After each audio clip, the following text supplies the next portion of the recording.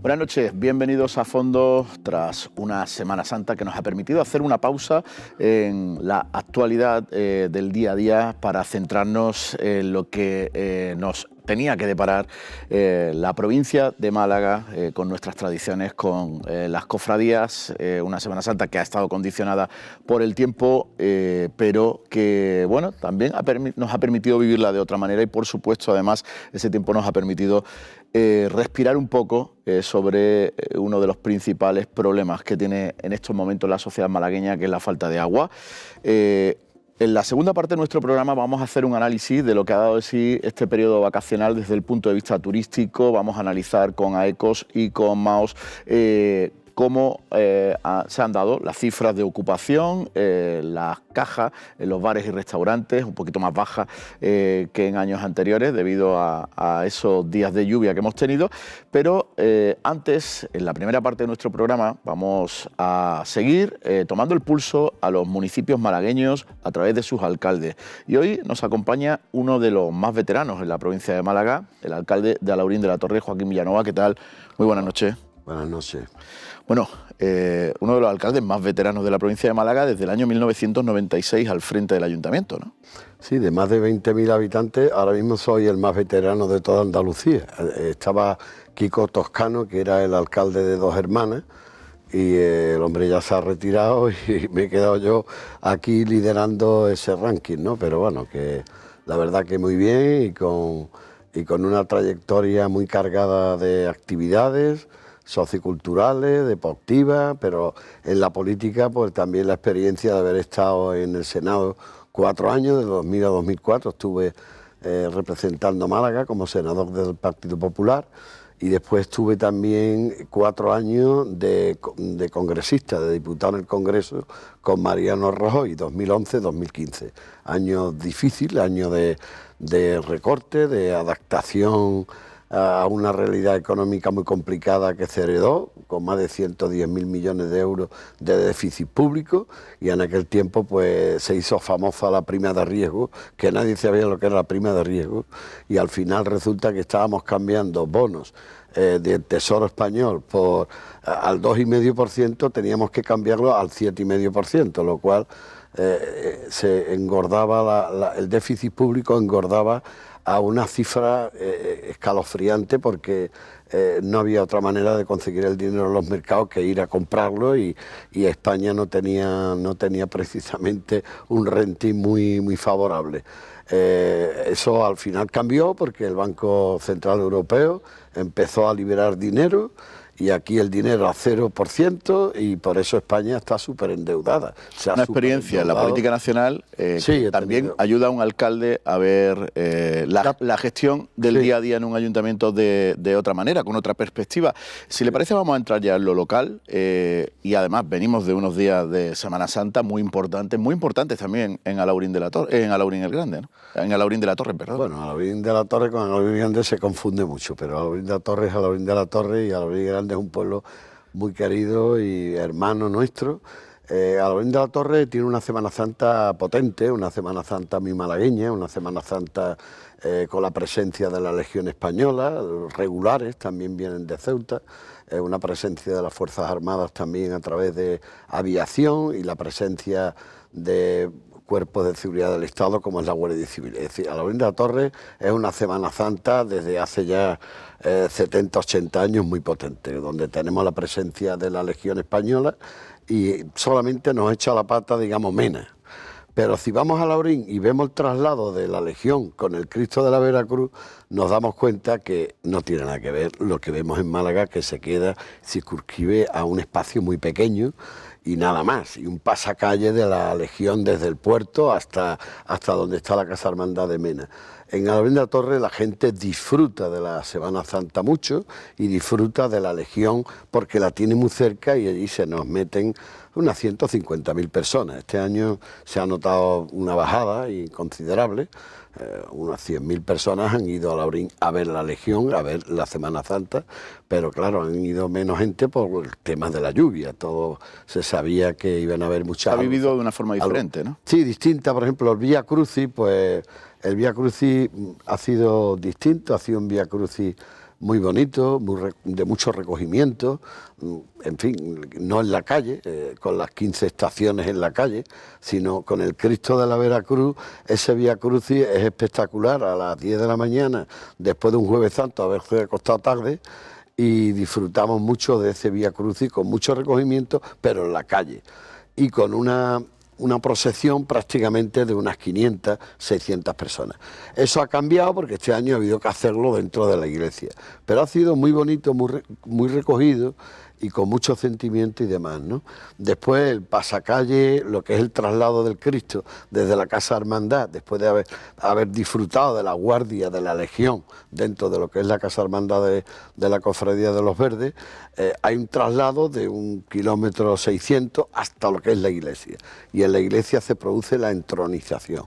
Después no hubo procesión, a las 10 de la noche, 9:30, 10 de la noche, había una procesión que duraba hasta las 3 o las 4 de la mañana, se tuvo que anular por la lluvia.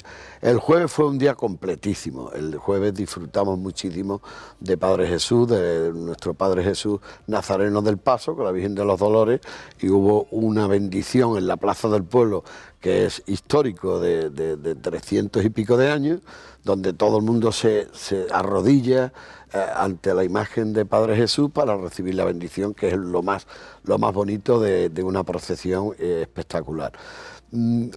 Presencia de los regulares, presencia de otras fuerzas y de otras bandas de música, de cornetas y tambores, y muchísima gente en la calle. El Jueves Santo fue completo. Lástima de la procesión del viernes. Después, el Domingo Ramos, pues fue bueno, la Pollenica, en la cofradía de todos los niños, la que hace cofrades, pues un lleno total de todas las calles, un día bien, espléndido, nublado, pero espléndido, en temperatura y todo, pero al final se deslució un poquitín de un cuarto de hora porque cayó una gota de barro, porque no era ni agua. Era barro. Aquello pues nos dio el pánico, nos creó ahí un miedo.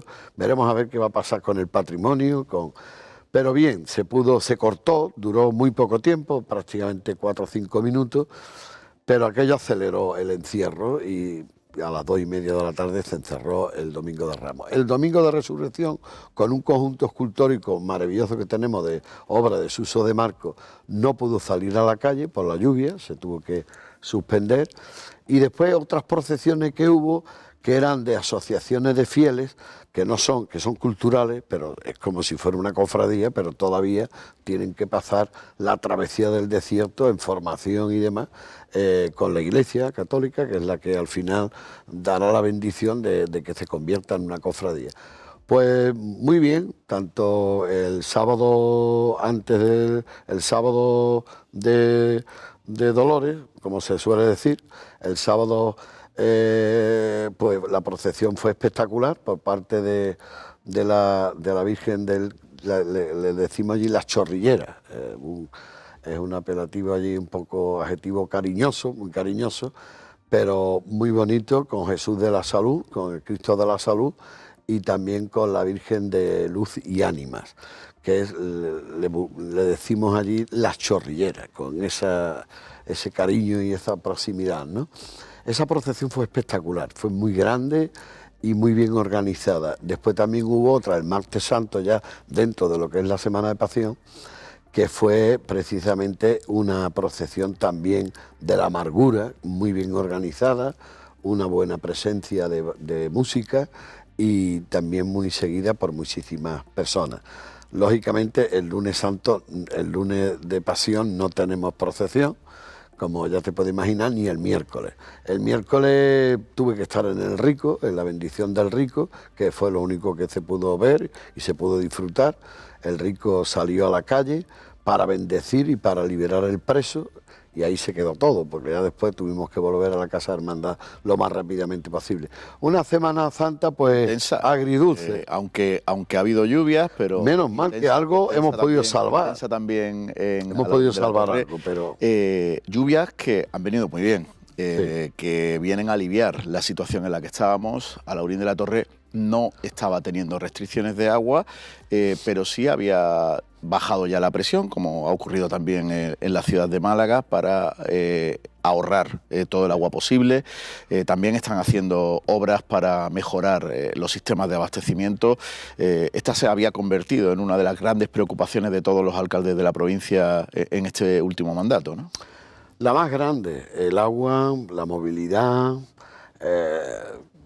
la vivienda son los temas más importantes, pero el agua es el primero y no está resuelto.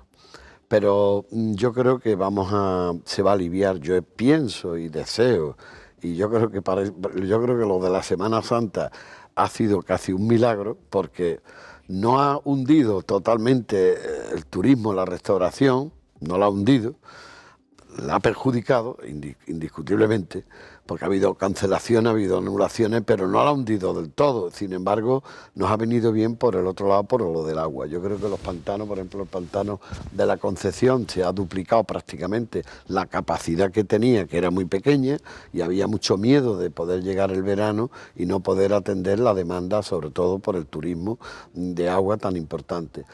La Viñuela ha tenido una inyección importante, pero es un pantano tan grande, una presa tan grande, que necesita muchísimos días, como el sábado y el domingo que hemos tenido. Se ha hecho un gran esfuerzo ahora por parte del Gobierno de la Junta de Andalucía, como nunca en 40 años, para aliviar y para ir resolviendo el problema.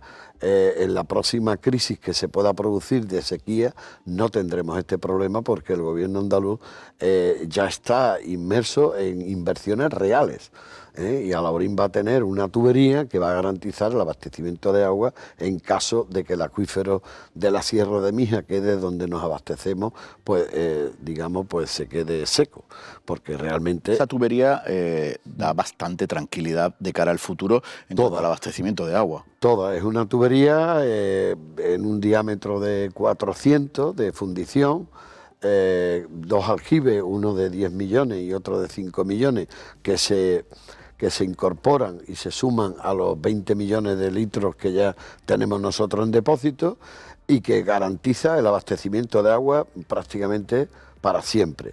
Claro, puede ocurrir que Málaga tampoco tenga agua y no le llega a Alhaurín, esto está claro, pero no va a ocurrir eso, porque se está trabajando en resolverlo de forma definitiva, para que en la próxima década estemos tranquilos de que vamos a tener agua, y se va a traer de donde haga falta, y se harán una presa, se harán desaladoras. Esto ya no va a volver a pasar como nos ha pasado en este último ciclo de la sequía. Yo he conocido al año 95 una sequía muy grande, muy importante, después llovió y en la Junta de Andalucía en aquel tiempo se olvidó completamente del problema del agua. No continuó con las inversiones, no se hizo prácticamente casi nada, y al final tuvimos otra crisis, que fue en 2005, 10 años después, que tampoco volvió otra vez a llover.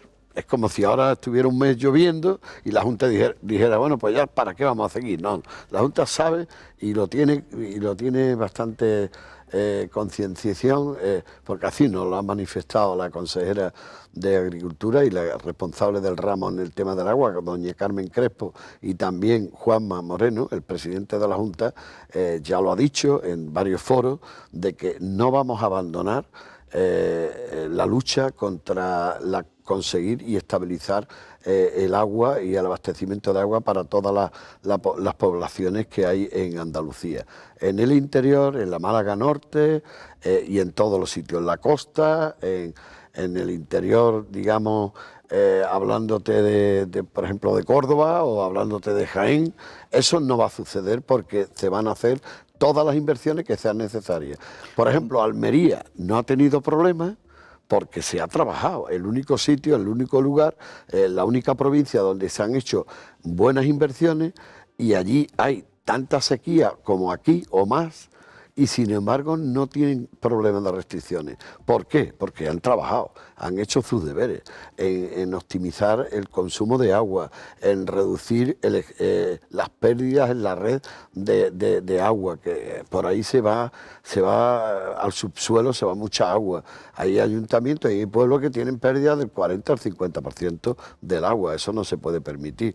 Después en los riegos también se puede optimizar mucho. El modelo de Israel, el modelo de Almería, es el modelo que tenemos que implantar en Guadalhorce para riego de arboledas y de todo. Es decir, que esto tiene que cambiar y en ese aspecto la Junta de Andalucía está volcada completamente para que en la próxima década quede resuelto para todos los sectores, primero la población, la agricultura y la industria, el comercio y el turismo, pues no tengan ningún problema de agua por una sequía que venga de 4, 5, 6 o 7 años, como últimamente está sucediendo, de modo que en Nos decía que junto a la sequía la movilidad es otra de las cuestiones de las que más se habla en los últimos meses, en este nuevo periodo, en los ayuntamientos. En el caso de Alhaurín, la conexión con Málaga siempre es fundamental. Han hecho algunas gestiones, han establecido una nueva conexión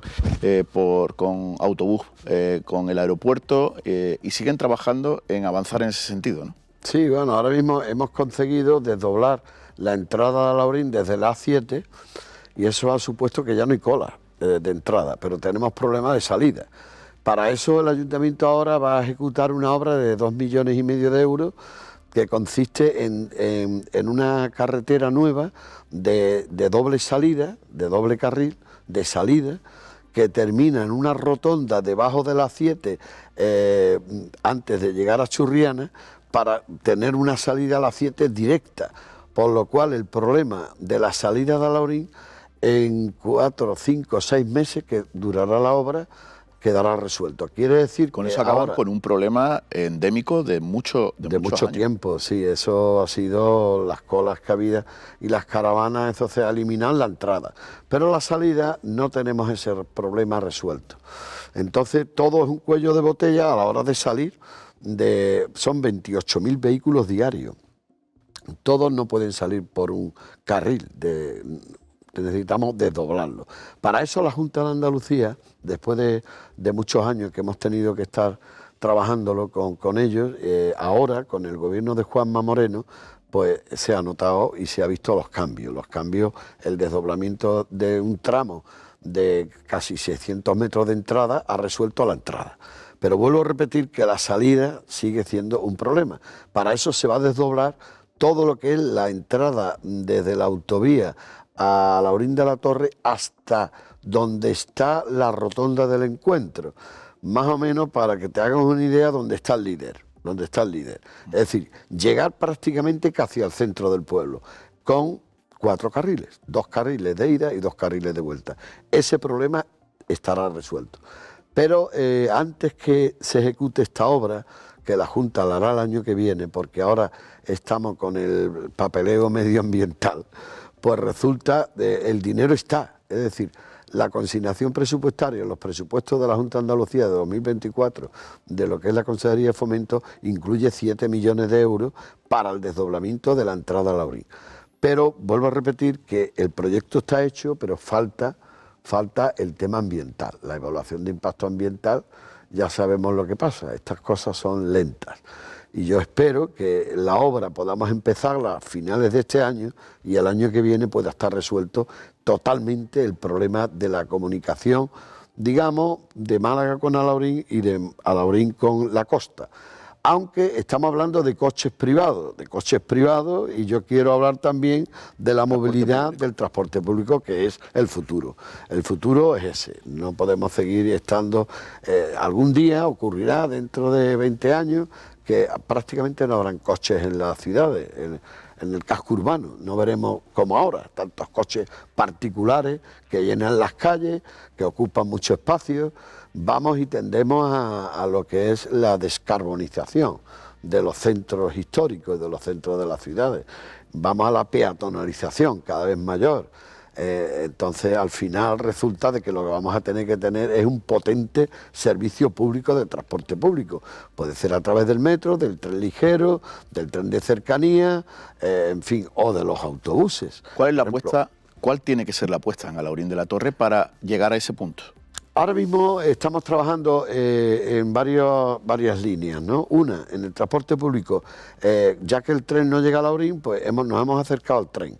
Y el punto más cercano era una estación del tren de cercanías que está en el aeropuerto. Estamos a 5 minutos del centro del pueblo. Esta lanzadera tiene un buen resultado. No es para ir al aeropuerto, puedes ir al aeropuerto a coger un avión y no tienes que gastar dinero en alquiler de aparcamiento ni pagar taxis. Puedes ir en la lanzadera y puedes volver. Lo utilizan muchos trabajadores del aeropuerto. Son miles los que hay ahí que trabajan y tienen la suerte, que viven muchos en Alhaurín de la Torre y utilizan la lanzadera. Pero la mayoría de la gente la utiliza para coger el tren de cercanía. Y ahí en la estación del aeropuerto, pues o van a Torremolinos, a Plaza Mayor, o van a Torremolinos Centro, o a Benalmádena, o a Fuengirola, o van al centro de Málaga. Vamos hasta donde está prácticamente Correo, o bueno, lo que está el edificio de Correo. Es decir, esto ha cambiado mucho. Tanto ha cambiado que ya hemos notado la disminución de coches que salen y que entran, pero todavía siguen siendo muchos. Y yo sigo trabajando en esa línea con un carril BAO, con transporte, digamos, potente. Estamos hablando de autobuses que son prácticamente desdoblados, prácticamente son autobuses que tienen capacidad de hasta unos 110 pasajeros, y la idea que voy buscando es conectar con Málaga y con una frecuencia de un cuarto de hora. Cada cuarto de hora tener la posibilidad de ese autobús de gran dimensión, de gran capacidad de desplazamiento, y precisamente el fomento de la Junta de Andalucía, digamos, ha considerado preferente un carril BAO para Churriana y otro para Alhaurín de la Torre. Estamos trabajando en eso, pero en la actualidad tenemos que seguir con las concesiones que hay actuales. Son cuestiones que se están poniendo sobre la mesa en ese foro que impuso el alcalde de Málaga. Bueno, ese foro todavía no se ha hablado de eso, se va a hablar. Pero la movilidad. ¿Hacia dónde tiene que tender el área metropolitana? ¿Cómo se debe desarrollar ese concepto?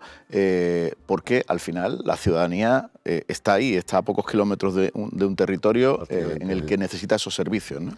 Bueno, yo he estado reunido últimamente con movilidad del Ayuntamiento de Málaga para que los autobuses, que son 3 líneas de autobuses de Málaga-Churriana, vayan a Alhaurín de la Torre. Es decir, que mi idea es precisamente que de verdad consideremos que ambas ciudades están unidas y necesitamos incrementar la presencia de vehículos de transporte público de Málaga a Alhaurín y de Alhaurín a Málaga. En ese aspecto la receptividad por parte del Ayuntamiento es importante, pero tenemos problemas por las concesiones actuales. Es decir, habría una denuncia, una demanda de la concesión de Avanza, que era Portillo, la antigua Portillo, contra la MT y contra el Ayuntamiento de Alhaurín si nos metemos en su recorrido, en su trazado, en su itinerario que tienen ellos en concesión administrativa por un número de años. Esto hay que abrirlo y hay que ponerlo encima de la mesa, y lo tenemos que resolver el Ayuntamiento de Málaga, el Ayuntamiento de Alhaurín y el consorcio, que es la Junta de Andalucía. En el fondo, lo que no podemos es hundir a una compañía, a un operador, pero tampoco podemos seguir con el monopolio de un solo operador o 2 operadores. ¿En qué otros aspectos ser más trabajar de forma conjunta en el área metropolitana? Bueno, ahora tendremos un foro de movilidad, el próximo foro que va a tratar el tema de la movilidad. Yo ahí llevaré ya un trabajo previo, porque ya me estoy reuniendo con el Ayuntamiento de Málaga y también lo tengo que hacer con el consorcio de transporte metropolitano de Málaga, que es de la Junta de Andalucía, y buscar la sostenibilidad, digamos, de esas nuevas líneas que quiero llevar a Alhaurín y que de Alhaurín quiero llevar a Málaga. Es decir, no quedarme con la lanzadera, necesito ir a distintos sitios de Málaga donde puedan coger mis vecinos de Alhaurín el metro. Tengo que ir al Martín Carpena, voy al Martín Carpena y ahí puedo coger el metro. Puedo ir al Clínico o puedo ir, por ejemplo, a Teatinos y coger allí el metro. Pues todo eso se va a tratar y se va a ver de una forma coordinada. Yo no puedo ir por libre, ni el Ayuntamiento de Málaga se puede meter en Alhaurín sin que Alhaurín acepte pues lo que es la penetración del transporte público malagueño en Alhaurín y el de Alhaurín en Málaga. En eso estoy trabajando. Quiero de verdad pues que todo el sistema pues cambie de algo que es inamovible, de tener que esperar media hora para coger un autobús para venir a Málaga y está casi siempre lleno, porque cuando vienen autobuses, por ejemplo, de Alhaurín Grande o de Coín y pasan por Alhaurín de la Torre, ya no hay espacio para meter pasajeros de Alhaurín de la Torre. Por lo tanto, esa línea, esa concepción necesita desdoblarse, necesita ser ampliada. Y eso quien lo tiene que hacer es la Junta de Andalucía. Y ahora mismo, pues la mayoría de las concesiones de todas las líneas que hay en Andalucía están prescritas, están caducadas. Es decir, ahora mismo están pues en precario, es la palabra correcta. Entonces, yo estoy trabajando para intentar por todos los medios de que de Churriana vengan a Alhaurín y yo pueda ir a Churriana y yo pueda ir al aeropuerto y pueda ir al Martín Carpena y pueda ir también a la estación, digamos, de allí de Muelle de Heredia. Es que tengo que tener esa facilidad, pero para tener esa facilidad nos tenemos que juntar las dos o tres administraciones y pues no perjudicar a ningún operador. Con esa apuesta por la movilidad y desde la colaboración nos vamos a quedar, no tenemos tiempo para más. Joaquín Villanueva, muchas gracias por estar en A Fondo. Muy bien, muchas gracias. Hemos abordado sobre todo esos dos aspectos que más preocupan en este momento. El agua y a las administraciones locales y por supuesto le hemos dado un repasillo a la Semana Santa de Alhaurín de la Torre, que ha vivido unos días diferentes, como decíamos al principio, pero muy atractivos. Pues muy bien, pues muchas gracias y lamento de que no hayamos podido hablar del desarrollo económico de la ciudad aeroportuaria. Lo dejamos para la siguiente entrevista, lo dejamos anotado. A todos ustedes, no se vayan, enseguida vamos a tomar el pulso al sector turístico y hostelero de la provincia de Málaga después de una Semana Santa importante, pero con unas cifras que no eran las que ellos esperaban.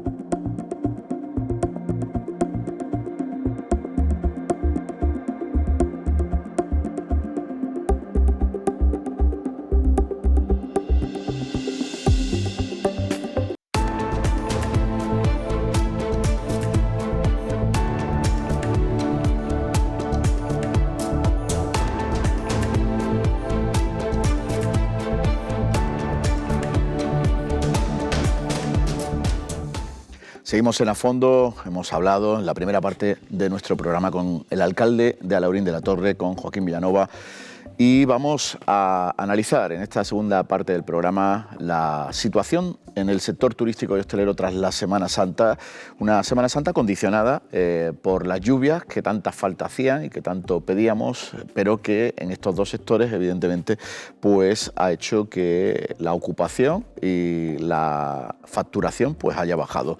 Está con nosotros Javier Hernández, vicepresidente ejecutivo de AECOS, la Asociación de Empresarios Hoteleros de la Costa del Sol. ¿Qué tal? Buenas noches. Muy buenas noches. Bueno, Javier, las cifras han estado en torno a 8 o 9 puntos por debajo del año 2023, además con un dato sorprendente que hay que aclarar porque si no puede tender un poco a la confusión, y es que la ocupación ha sido más alta en el cómputo de la Semana Santa que en los 4 días en los que normalmente se alcanza la mayor ocupación, que es del miércoles santo hasta el domingo. Correcto, así es. Bueno, como balance de Semana Santa podemos decir, y los empresarios hoteleros estamos contentos con el tema del agua, que haya llovido, fundamental, y sobre todo pues para aliviar la situación hídrica de la provincia. El balance de Semana Santa, obviamente respecto al año pasado, es negativo, o sea, hemos tenido datos por debajo del 2023 en 10 puntos porcentuales. Y como tú muy bien dices, yo creo que hay que explicarlo y aclararlo, es que los días fuertes de Semana Santa, que suelen ser de miércoles santo hasta domingo, han tenido una ocupación menor que en el total de la semana, contando con los 2 fines de semana, es decir, desde el Viernes de Dolores hasta el lunes de Pascua, donde ahí hemos tenido un 71% de ocupación y en los días fuertes un 69%, 2 puntos por debajo. ¿Eso por qué? Pues obviamente motivado por la climatología, ¿no? Sobre todo lo que nos ha pasado, aparte de que no hemos notado movimientos de demanda desde prácticamente de finales de febrero, de cara a la Semana Santa, para la Semana Santa, sino que además la última hora no ha funcionado, no ha habido demanda de última hora y además pues se ha juntado de que los clientes que estaban alojados en hoteles, muchos de ellos se han marchado de forma anticipada, ¿no? Han sido salida imprevista, la climatología no ha acompañado, no ha habido un acuerdo entre la motivación, en este caso de los visitantes o de los turistas, con la climatología y por lo tanto pues han decidido volverse a sus casas antes y eso ha provocado pues que los índices de ocupación sean menores en los días punteros y mayores en el tramo contabilizado de toda la semana, ¿no? La situación ha sido prácticamente la misma para toda la provincia, aunque sí es una situación que en el caso de Semana Santa afecta especialmente a la ciudad de Málaga, porque es donde normalmente se alcanzan los mayores índices de ocupación en este periodo vacacional. En este caso, los mejores datos los han tenido algunos municipios como Nerja o Ronda, ¿no? Correcto, sí. Aquí el comportamiento es muy desigual, de forma habitual. En la Costa del Sol va por épocas, va por fechas, va por situación del litoral, municipios de interior, Málaga capital, tiene un comportamiento muy diferencial al ser un destino urbano y más con una motivación cultural. Normalmente es Málaga capital la que suele liderar las cifras de la Semana Santa, obviamente con ese componente cultural, ¿no? Aquí en este caso, este año, hemos tenido una mayor demanda, sobre todo, como tú decías, en Nerja, en otros lugares como Benalmádena, que ha tenido un porcentaje alto de ocupación, y Ronda. Bueno, esto obedece fundamentalmente al tipo de demanda, ¿no? Nosotros hemos tenido una Semana Santa, bueno, un mes de marzo en el que la demanda nacional ha sido de un 30% y la internacional de un 70%, ¿no? Aquellos destinos en los que prima la demanda internacional, como es Benalmádena, han tenido una ocupación mayor, ¿no? Pero en líneas generales podemos decir que, aunque la Semana Santa no ha sido buena desde el punto de vista comercial, sí que podemos decir que, aunque el mes de marzo lo hayamos cerrado con 2,5 puntos por debajo de ocupación respecto al año 2023, el tramo del primer trimestre del año 2024 ha superado en cifras al 2023 en más o menos pues un 4%, ¿no? Que eso es un balance positivo de esta primer termómetro del año, que es el primer trimestre, ¿no? El primer trimestre, de alguna manera, está manteniendo esa tendencia que se presagiaba para este 2024, un año en el que, bueno, todos los indicadores apuntan que va a ser muy bueno, en el que, como decía, hay que tener cuidado, ¿no?, con el turismo nacional, porque ahí sí hay, ahí es donde hay que apretar más en el trabajo de promoción y de captación, ¿no? Sí, correcto. Ya lo notamos el año pasado, el turismo nacional se resiente fundamentalmente motivado por la economía de las familias. Eso ha subido el precio de los supermercados, subido el combustible, aunque es cierto que está bajando ahora la electricidad, pero la subida del año pasado de los tipos de interés de las hipotecas, eso hace que las familias a nivel nacional viajen menos noches, siguen viajando igualmente, el número de turistas es el mismo, pero el volumen de pernoctaciones es menor, ¿no? O la estancia media es menor. En lo que es el futuro, nosotros no nos es dificultoso hacer previsiones más allá de los 2 meses vista.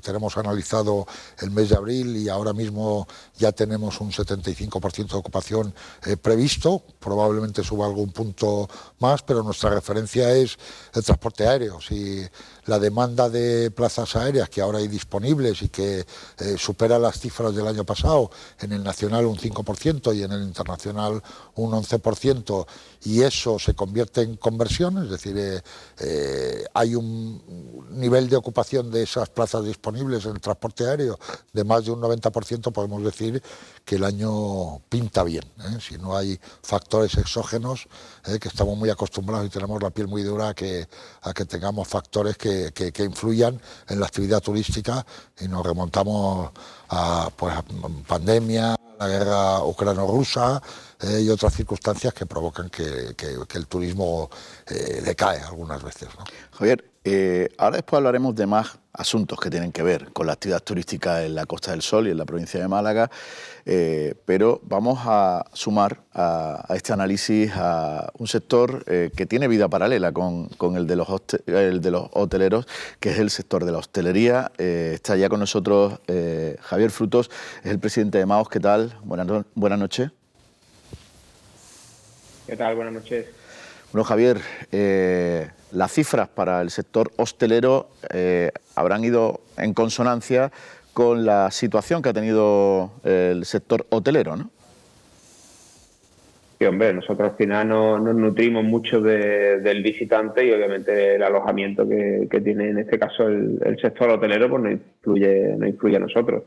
Bueno, nosotros es verdad que la bajada está en torno a un 15%, lo que hemos valorado, incidencia sobre todo con el tema de la climatología en la parte más de la costa que de interior o la capital. Es verdad que va una línea distinta sobre todo, bueno, pues la Semana Santa es más reconocida y al final, aunque no hayan salido procesiones, pero bueno, había visitantes incluso a las casas de hermandades, ¿no? Pero bueno, en líneas generales, una Semana Santa atípica por la climatología, pero por otro lado, bueno, pues muy necesaria esa lluvia que nos han llegado para afrontar una temporada de verano que bueno, teníamos esa incertidumbre con el tema de la sequía y bueno, creo que esto nos ayuda un poco a ver esa temporada de verano de otra manera, ¿no? Dais por bueno ese resultado si se le suma ese componente de tranquilidad que da de cara al verano el que las reservas hídricas se hayan recuperado bueno, lo suficiente como para estar un poco más tranquilos, ¿no?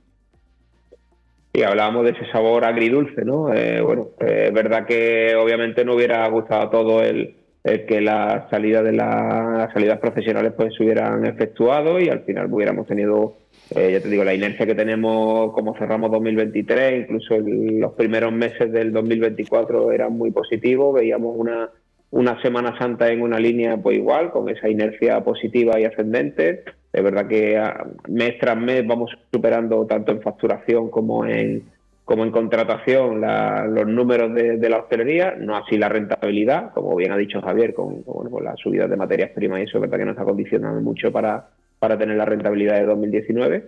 Pero bueno, sí es verdad que estas lluvias son muy necesarias, como decíamos, para afrontar una temporada de verano tan importante en la Costa del Sol y en Málaga en general. Y bueno, pues es verdad que lo vemos desde ese punto agridulce, ¿no? Pero muy necesario las lluvias que han caído, aunque como decíamos todos, ¿no? Podría haber caído otra semana, pero bueno, ha caído en esta y que vamos a hacer, es verdad que era muy necesaria el agua.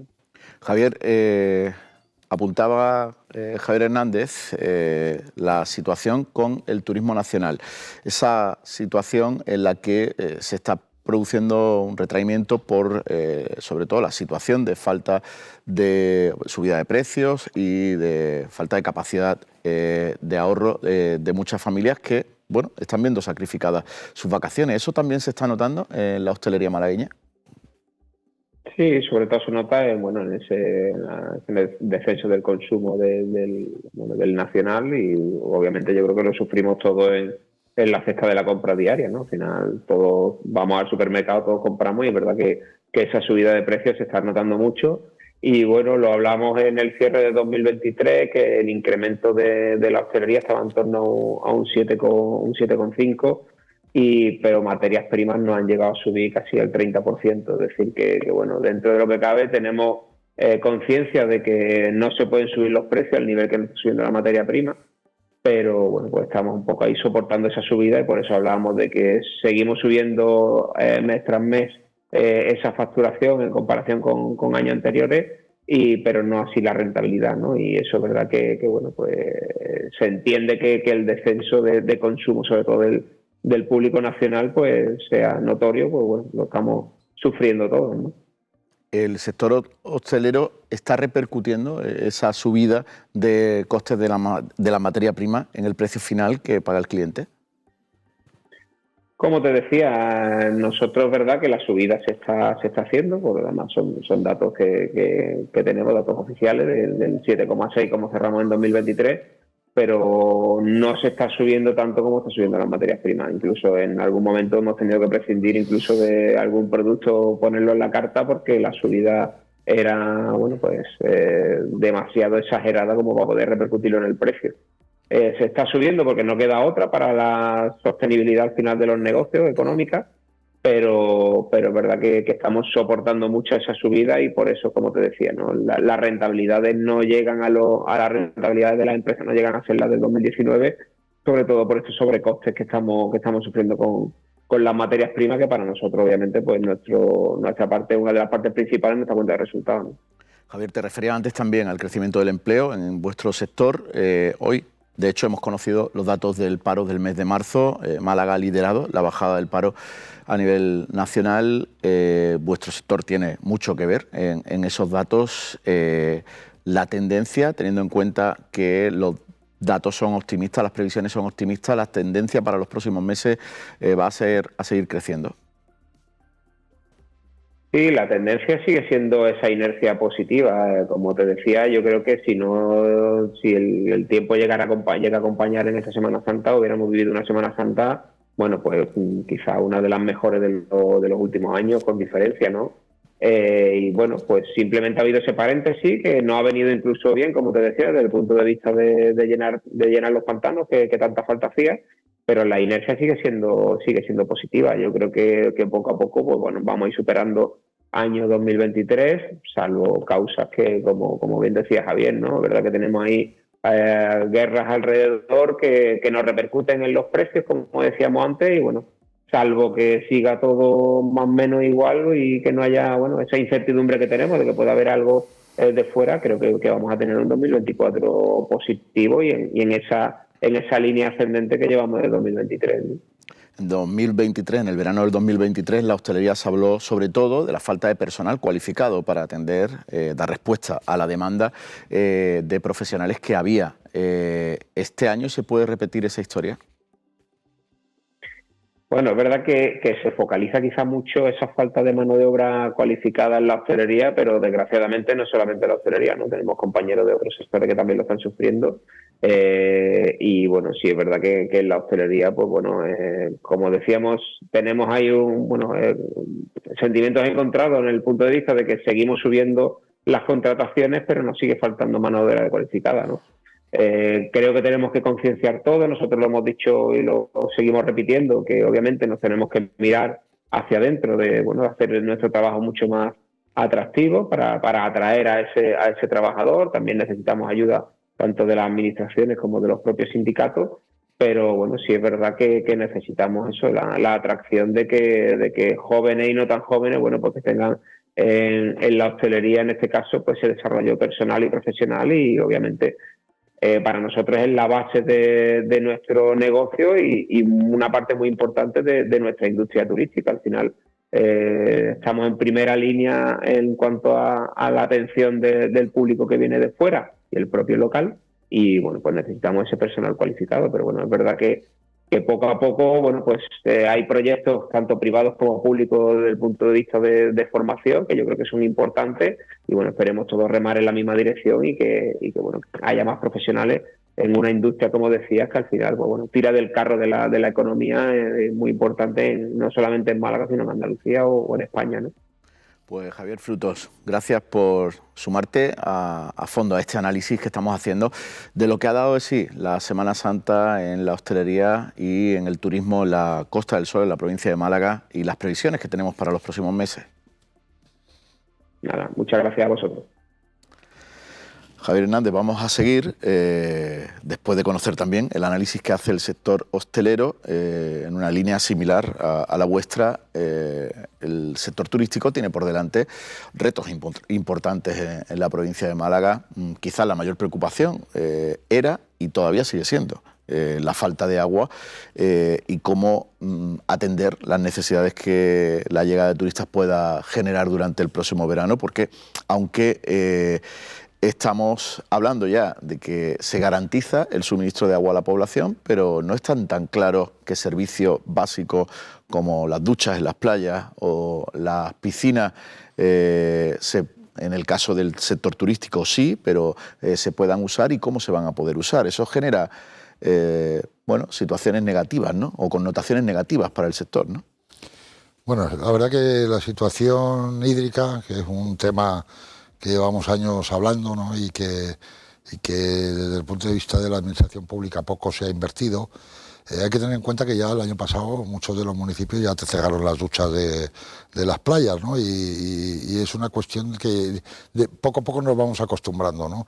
Eso nos genera al final críticas negativas del turista que viene a cualquiera de los municipios de la Costa del Sol. Bueno, es un punto negro dentro de lo que es toda la dinámica turística o todo lo que es el consumo de servicios por parte de un cliente o de un turista que viene al destino de la Costa del Sol y contando desde que llega al aeropuerto hasta que se marcha del aeropuerto, tiene cientos puntos positivos, puntos negativos y el tema de las duchas de las playas pues no es un punto positivo. Obviamente quitarse la sal tras bañarse en el mar es una cosa habitual en destinos de sol y playa o en destinos vacacionales, ¿no?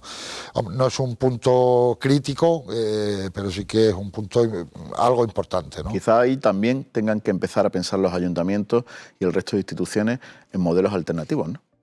Claro, yo creo que aquí tenemos todos que tener mucha inteligencia y mucha creatividad para buscar soluciones que permitan seguir ofreciendo los mismos servicios, pero con un ahorro hídrico importante, ¿no? Nosotros en el sector hotelero esto lo llevamos haciendo décadas. Nosotros desde los hoteles llevamos poniendo carteles para no lavar las toallas o recomendar no lavar las toallas en las habitaciones desde hace 30 años. Esto no es nuevo para nosotros. Esto es cierto que supone un ahorro de costes para un establecimiento hotelero, pero tanto eso como lo que son los dispositivos de reducción de caudal en las duchas y en los grifos de las habitaciones, que prácticamente el 70% del sector lo tiene, ¿no? Inclusive pues el doble fluxómetro en los inodoros de las habitaciones y ahora incluso estamos trabajando en el aprovechamiento de las aguas grises, en la xerojardinería para generar espacios comunes de jardines con algo más con plantas más autóctonas o que consumen menos agua. Yo creo que es un trabajo que está el control sobre las piscinas, el control incluso de la evaporación de las piscinas, o sea, es un tema que nosotros llevamos trabajando años. El tema del agua es importantísimo, sobre todo el que no tenga su repercusión, porque hay muchos destinos que son competidores que están deseosos de que en la Costa del Sol tengamos problemas para ellos aprovechar el momento, ¿no? Eso es lógico y eso ocurre en intereses creados desde el punto de vista internacional, desde muchas ópticas, ¿no? Entonces, aquí tenemos que ser muy sensibles a la hora de la comunicación, ¿no?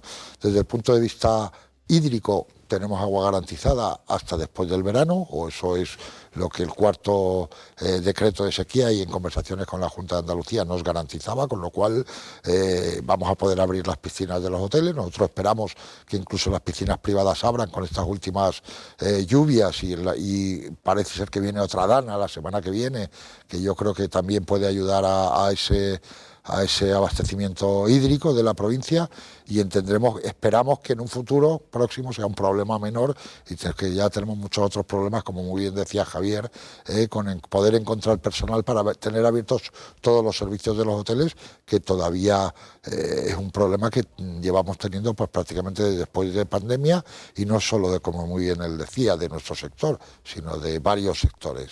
¿Cuántos trabajadores más de los que hay necesitaría el sector hotelero en la Costa del Sol? Nosotros tenemos entre 23 y 25.000 trabajadores al año fijos, trabajando durante todo el año, porque también es cierto que cada vez se cierran menos establecimientos, estamos reduciendo la estacionalidad.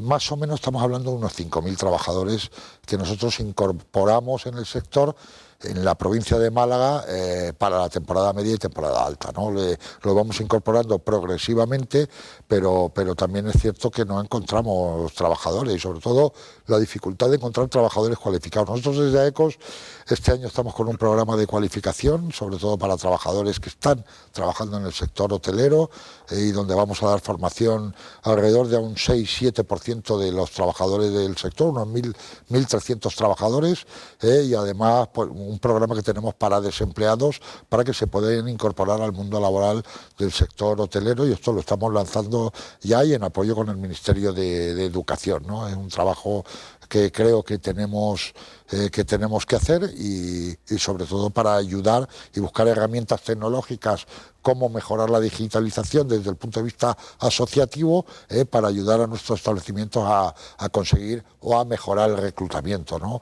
O a conseguir que esos aspirantes ponerles en contacto mediante comunicación automática, tanto ofertantes de trabajo como aspirantes de empleo del sector, ¿no? Yo creo que somos un sector muy atractivo, tenemos desde el punto de vista laboral muchas ventajas respecto a otros sectores de actividad y bueno, y estamos, cierto es que en nuestro sector se trabaja los fines de semana, pero tenemos muchas otras ventajas desde el punto de vista laboral que bueno que puede o que puede suponer un atractivo para aquel que ahora mismo se está planteando trabajar en un sector o en otro, ¿no? Javier, otro de los debates que está encima de la mesa y que se ha reactivado con más fuerza es el de la tasa turística.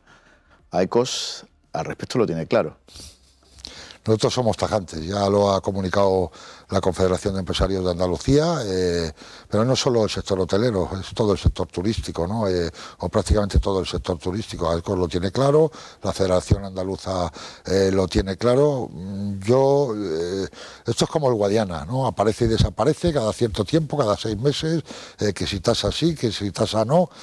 En primer lugar, aquí tenemos que hablar de un impuesto. Esto es un impuesto, claramente. O sea, aquí hay una doble y una triple imposición y sobre todo teniendo en cuenta que estamos pensando en incorporar un impuesto a las importaciones. O sea, que estamos hablando del sector turístico, al menos el sector hotelero en un 65%, estamos hablando de importaciones. Gente que viene, se gasta el dinero aquí, pero que trae dinero procedente de fuera, ¿no?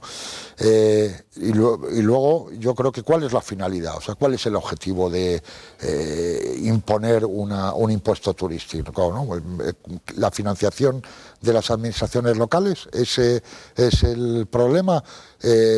Algunas administraciones hablan de la finalidad con la que se va a aplicar la tasa. Eso no es cierto, no ha pasado nunca, no ha pasado en Baleares con la ecotasa, estamos hablando ya de hace décadas, no ha pasado en Cataluña, no tiene por qué ser aquí distinto, ¿no? Y luego, ¿a quién le aplicamos un impuesto turístico? ¿Aquel que pernocta, que es el que deja más dinero en destino? ¿O aquel que es excursionista, que viene, que no pernocta, que consume igualmente servicios y que gasta menos que el que pernocta? Yo creo que es un tema que nosotros desde el sector hotelero estamos rotundamente en contra. Yo creo que incluso además estamos hablando de que en la mayoría de los países de Europa el IVA turístico es menor que en España, con lo cual estamos aquí hablando de una doble, una triple imposición y encima a un sector que genera una actividad económica que se mantiene en el territorio y que en su mayoría son importaciones, ¿no? Yo creo que todo esto hay que pensarlo con mucho más delicadeza. Desde luego, aquí muchos se llenan la boca de decir que sí, que lo consensuaremos con el sector turístico. A nosotros no nos ha llamado nadie. No ha habido reuniones. Ninguna. O sea, todo el mundo habla de que sí, el consenso, que buscamos el consenso, pero al sector turístico no se nos ha llamado absolutamente para nada. Entonces, es muy fácil hacer declaraciones. Yo creo que esto tenemos que ser mucho más prudentes y sobre todo estudiar bien las cosas, ¿no? Porque además el impuesto a la actividad turística, estamos hablando de sería impuesto a la actividad turística reglada, la no reglada, aquellos familiares y amigos que se alojan en tu casa y que tú invitas, que son turistas igualmente, porque esos no lo pagarían y otros sí. Y luego una cosa fundamental. Todo el mundo se cree, cuando se habla de un impuesto turístico, de una tasa turística, todo el mundo se cree que la va a pagar el que viene de fuera. No, lo van a pagar también los andaluces, o sea, eso le va a subir el precio de los viajes a los andaluces, que yo creo que es algo que nadie dice o nadie cuenta y todo el mundo tiene que saber. Pues con eso nos quedamos. Javier Hernández, hemos tomado el pulso al sector turístico después de una Semana Santa rara por la lluvia, con menor ocupación, pero con la tranquilidad que nos da esas precipitaciones para afrontar los meses venideros. Gracias por estar en A Fondo. Muchas gracias a vosotros por invitarme. Y a todos ustedes, muchas gracias por seguirnos un martes más aquí tomando el pulso a la actualidad de Málaga y su provincia. Hoy hemos hablado con el alcalde de Alhaurín de la Torre y con el sector turístico y hostelero.